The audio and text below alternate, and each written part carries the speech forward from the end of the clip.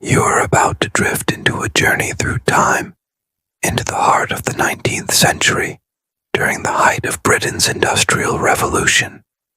It was an age of progress, at least, that is how it was described. Steam engines, railways, iron bridges, and endless rows of brick-built factories rose from the countryside, like monuments to human ingenuity.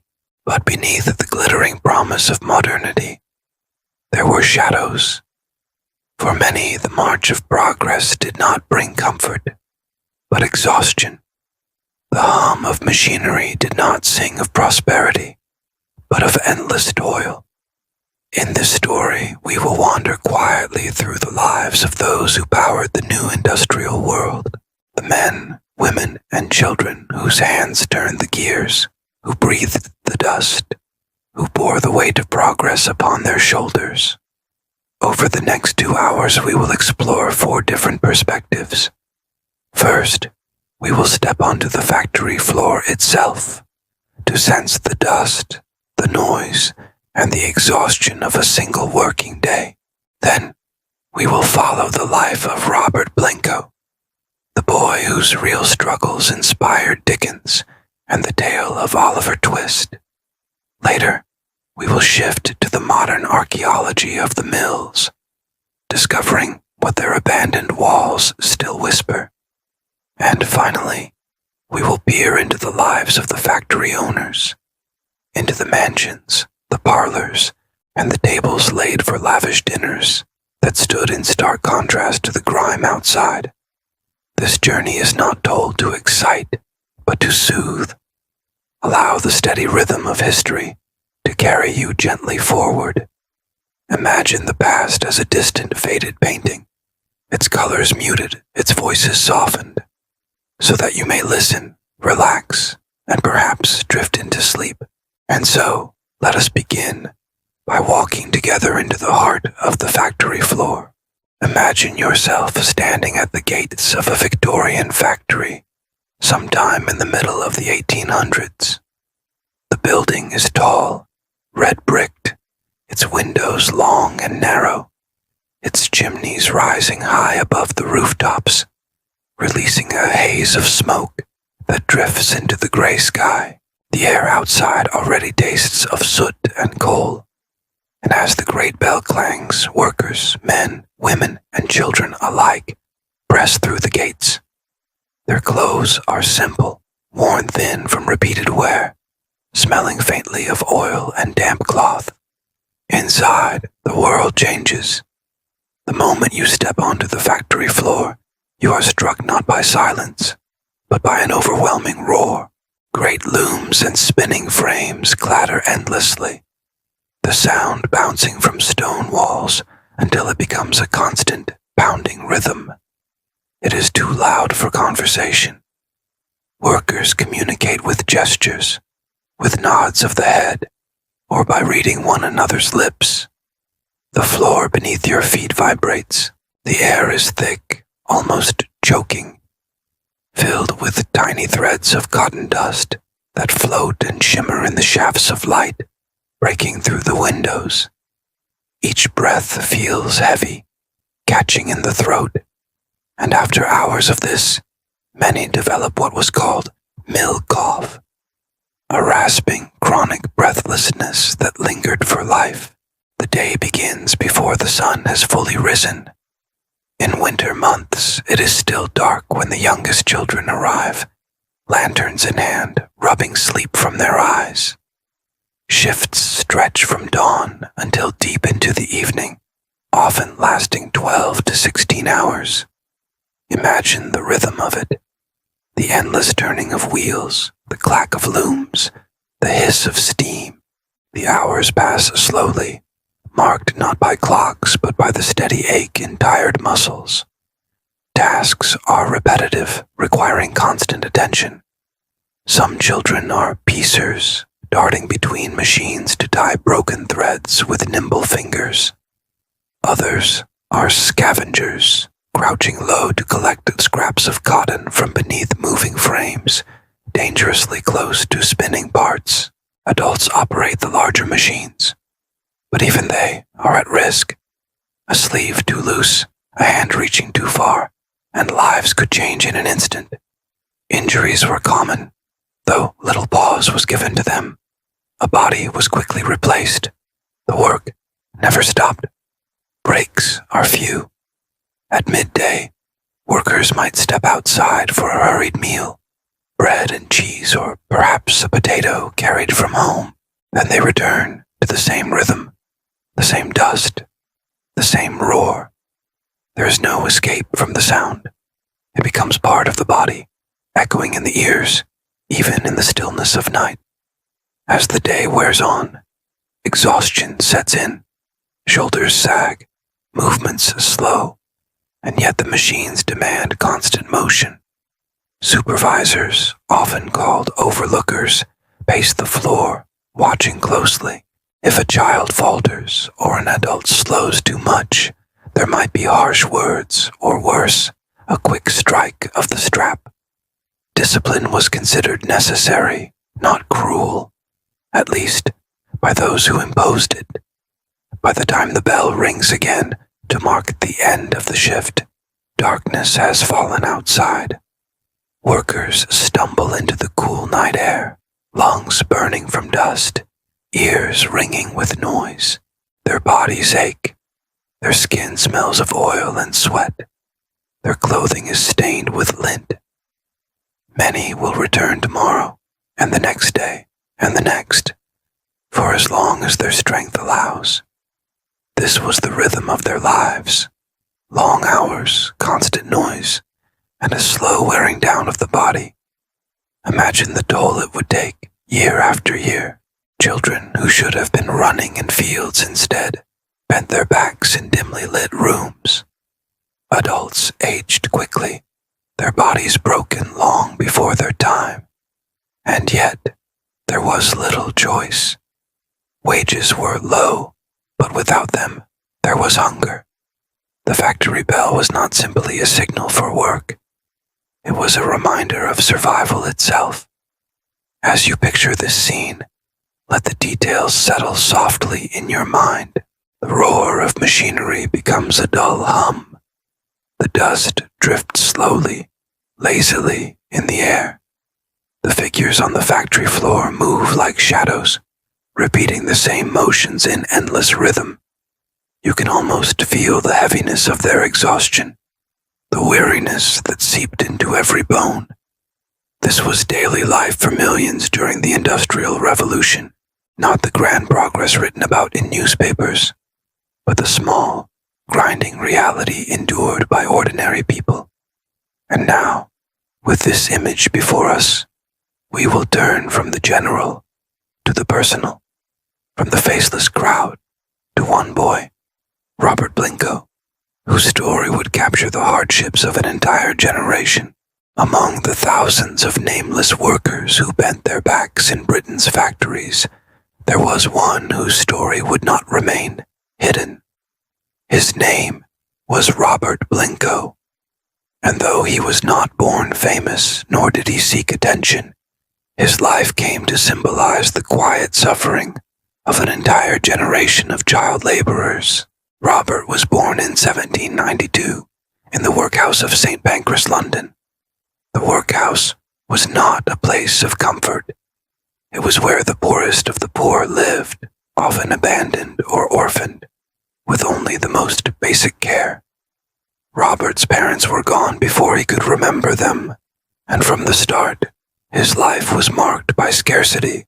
At the age of just 7 years old, Robert was sent north, taken from London to the industrial towns of Nottinghamshire and Derbyshire. He was one of many children gathered up from workhouses, packed onto wagons, and transported miles away from the city. These children were known as pauper apprentices. To the factory owners, they were not mouths to feed, but hands to work, cheap, pliant, and plentiful. Imagine the journey. A child barely taller than a loom, carried along rutted roads, leaving behind the familiar streets of London for the rolling countryside of the Midlands. The factory towns rose up with tall chimneys and heavy smoke, the air already thick with coal dust. For a boy who had known little of freedom, this was not a beginning, but another confinement. Robert was apprenticed to a cotton mill in Loudham, and later to a much larger mill in Lytton. His daily life followed the same rhythm as the one we glimpsed earlier. Long hours, dust-filled air, the constant roar of machines. At times, he worked from 5 in the morning until 9 at night. 14, sometimes 16 hours, with only brief pauses for meals. As a child apprentice, he had little power. Overseers were stern, often cruel, enforcing obedience with harsh words or physical blows. Robert, like others, slept in dormitories provided by the mill, rising before dawn and collapsing into bed late into the night. The small comforts of childhood, the play of imagination, the warmth of family, were replaced by a life of discipline and labor. In later years, Robert recalled the punishments. He spoke of being beaten for failing to keep pace with the machines, of having to climb beneath moving frames to collect stray cotton.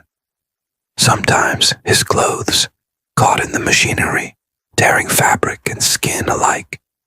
He saw accidents take place, and he bore scars from them himself.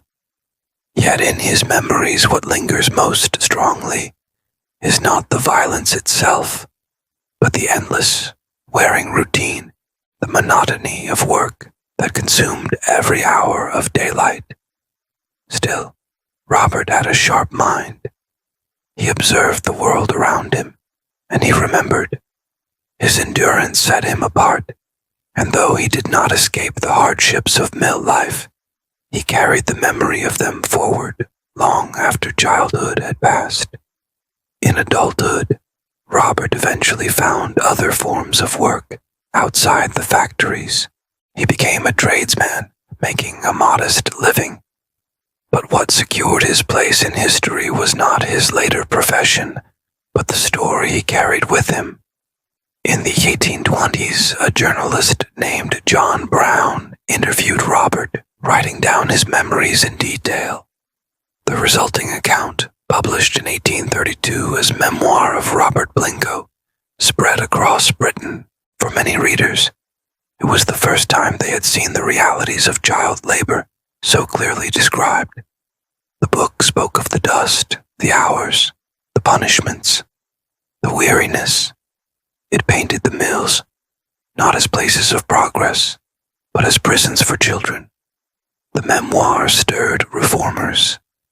Campaigners against child labor pointed to Robert's story as evidence of cruelty in the factories. Decades later, when Charles Dickens created the world of Oliver Twist, many saw echoes of Robert Blincoe's life in the fictional boy who suffered at the hands of harsh masters, only to endure through resilience.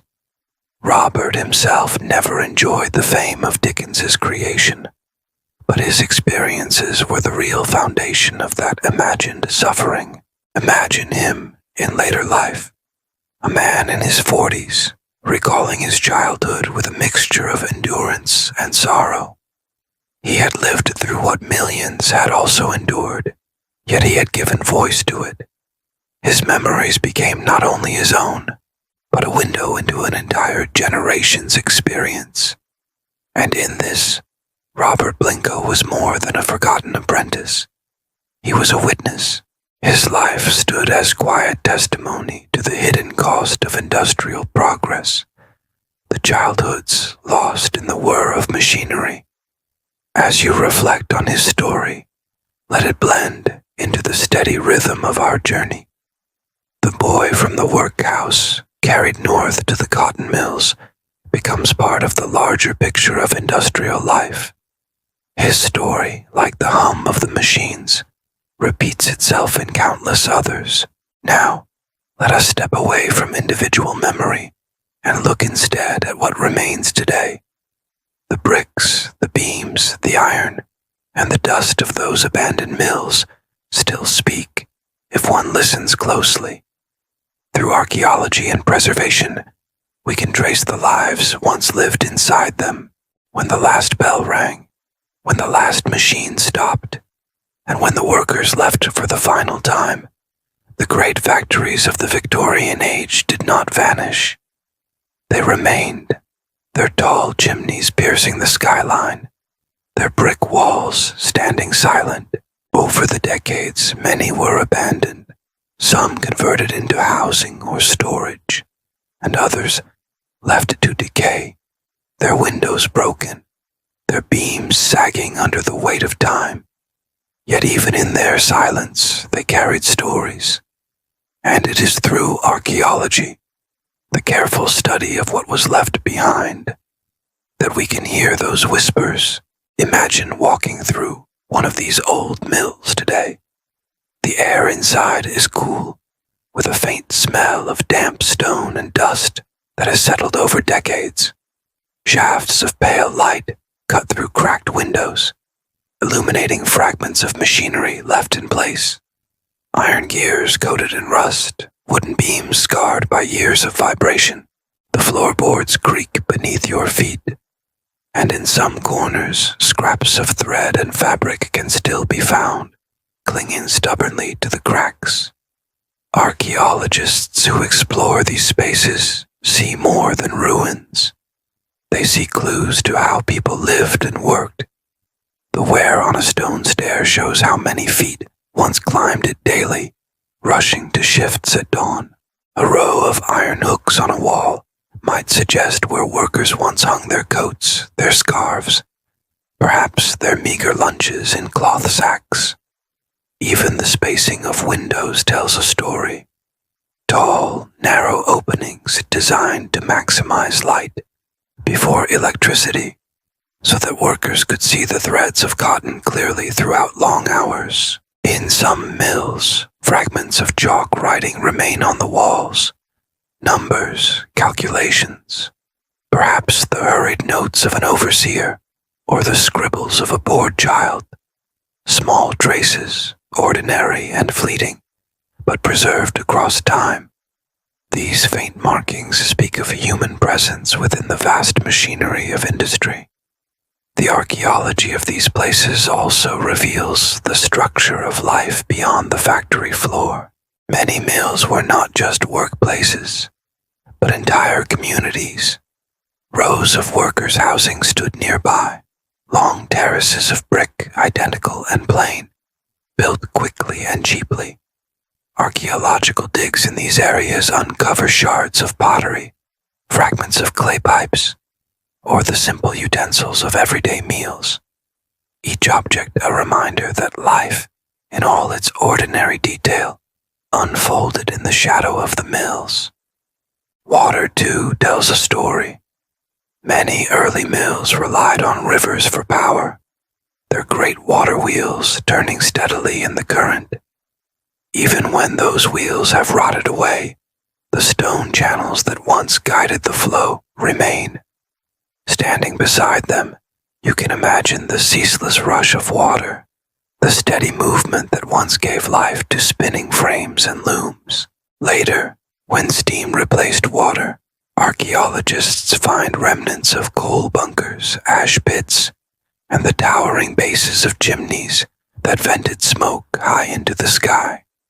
In preserved sites, some machinery still stands in place. Great spinning mules, their iron frames stretching the length of the room, reveal the scale of production.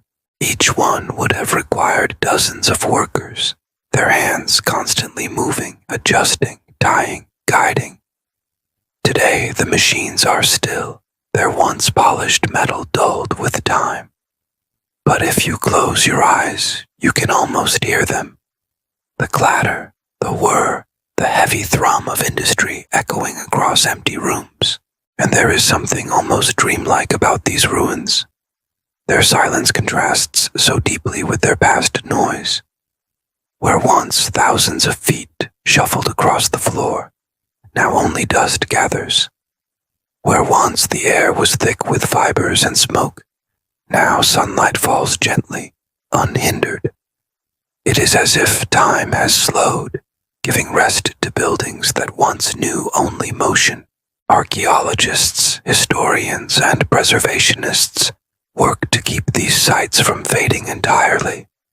Some are protected as heritage landmarks, museums now, where visitors can walk through reconstructed mill floors, touch the machinery, and sense the scale of the work once done. Others remain quiet ruins, visited only by those who seek them out, their stories hidden in the worn bricks and silent beams. These remains remind us that industrialization was not an abstract concept. It was lived daily in sweat and dust.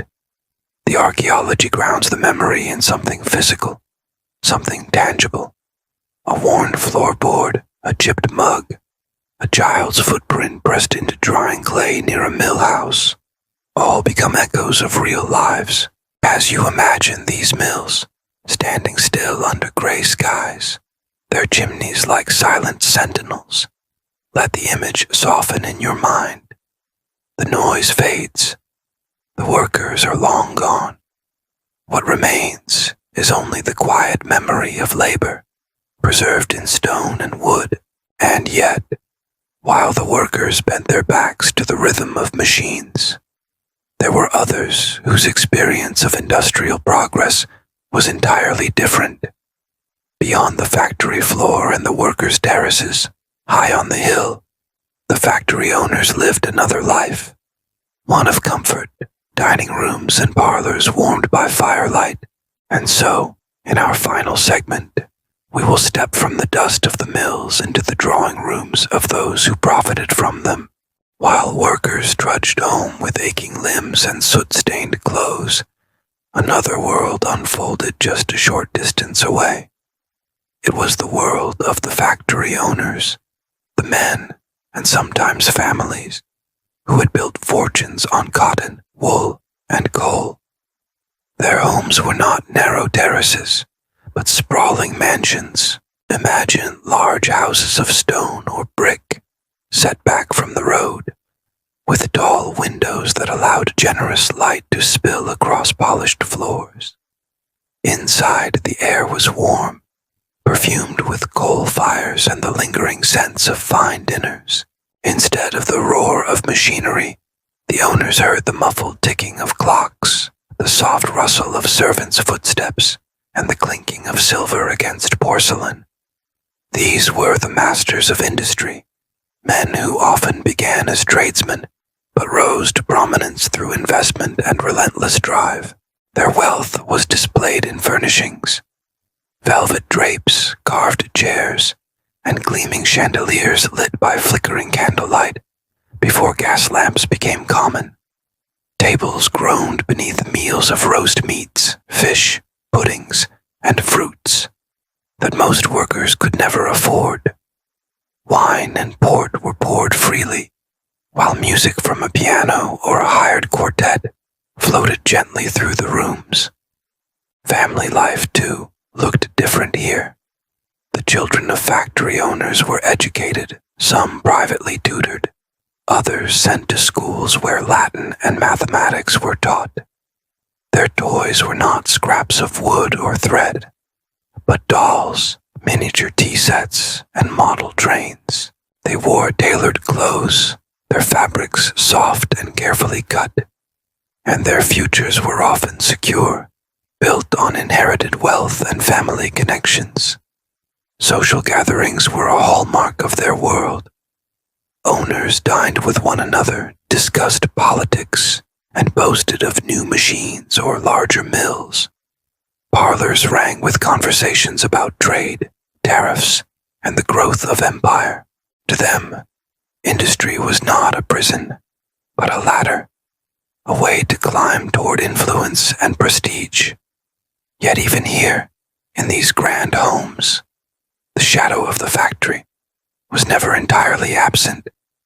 The wealth that bought chandeliers and imported tea came from the same labor that bent children as backs in the mills. Many owners justified this divide. They saw themselves as providers of employment, as men bringing progress and prosperity to Britain. Some gave donations to churches or schools, gestures that soothed their conscience and polished their reputations. A few, it must be said, did begin to consider reforms. They improved housing for their workers, shortened hours, or provided small comforts, but these were exceptions, and often motivated as much by efficiency as by kindness. For the majority, the system remained unchanged. Imagine the contrast. In one part of town, workers crowded into small rooms, their meals simple and their rest brief. In another, just a carriage ride away, owners reclined in upholstered chairs, sipping tea from delicate china. The divide was not merely financial, but environmental. One world was filled with smoke and dust, the other with polished silver and music. And yet, both were bound together by the factory. One supplied labor, the other supplied direction.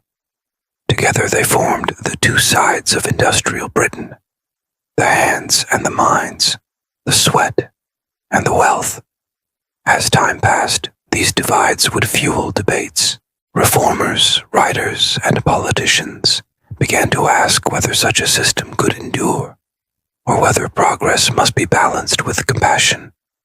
But in the Victorian age itself, the contrast remained stark, visible in every town, in every skyline where chimneys rose beside spires. Now, as we come to the close of our journey, let us step back and reflect. We have wandered together through the world of the Victorian factory.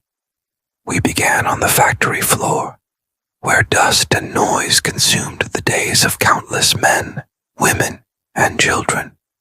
We followed the story of Robert Blincoe, the boy whose memories revealed the hidden cruelty of child labor. We explored the silent ruins of mills through archaeology, where traces of lives still cling to stone and wood. And finally, we peered into the drawing rooms of the owners, whose fortunes were built upon the ceaseless rhythm of machines. The Industrial Revolution is remembered as a triumph of invention, a leap forward for technology and society. And indeed, it brought railways, textiles, and engines that reshaped the modern world. Yet behind this progress was a human cost. Tired bodies, shortened lives, and childhood spent in dimly lit rooms. As you lie here now, listening in the quiet, consider the contrast between then and now. Where once the air was heavy with soot, yours is clear. Where once sleep came fitfully on straw or hard boards, yours comes in comfort. History, with all its weight, makes the present lighter. Allow these thoughts to soften. Let the imagery of factories fade, the noise of machines grow distant, until only silence remains. You are far from the mills now, wrapped in calm, carried by time itself into rest. Close your eyes, let your breathing steady, and drift gently into sleep.